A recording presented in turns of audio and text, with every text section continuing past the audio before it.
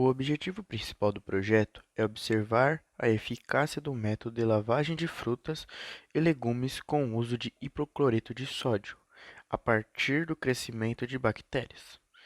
E o projeto tem como objetivo específico avaliar e comparar o crescimento de micro-organismos em vegetais orgânicos e não orgânicos, assim determinar a eficácia do método de desinfecção com solução de hipocloreto de sódio. Este trabalho apresenta a diferença entre frutas e legumes orgânicos e não orgânicos, lavados e não lavados. Para realizar os testes, metade das amostras foram lavadas com hipoclorito de sódio, para evitar o crescimento de bactérias.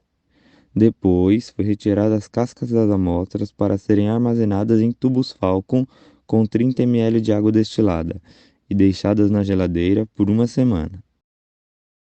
Na semana seguinte, as amostras foram transformadas em extratos filtrados 2 vezes, a primeira com um filtro de papel e a segunda com filtros de seringa PTFE com medidas de 0,22 a 0,45 micras.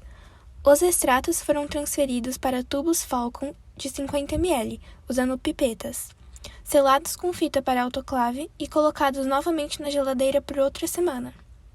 Na terceira semana, foi preparado o meio de cultura usando 4 gramas de glicose, 5 gramas de ILB, 3 gramas de agar bacteriológico e 100 ml de água destilada. A solução foi transferida para um becker para poder ser autoclavada. Também foi autoclavada um segundo becker com 100 ml de água destilada, para ser usado nos grupos controles e no teste. Com auxílio de micropipetas, foram transferidos o meio de cultura e extratos para as placas, com produção de 1 ml de meio de cultura para 1 ml de extrato e água destilada. A sexta etapa, por sua vez, consistiu em adicionar bactérias em cada uma das amostras, com o objetivo de observar o crescimento delas nos diferentes extratos. De acordo com as imagens, podemos ver que na primeira fileira de poços houve crescimento, mesmo sendo este o grupo controle, sem extrato. O extrato de morango orgânico não lavado houve crescimento após a terceira diluição, indicando a presença de inibidores do crescimento bacteriano, que pode ser agrotóxico, visto que após a lavagem, todas as diluições do extrato apresentaram crescimento. O extrato de morango não orgânico não lavado só apresentou colônias de bactérias após as 2 últimas diluições e crescimento após a lavagem em todas as diluições, indicando a presença maior de inibidores de crescimento bacteriano que a fruta orgânica.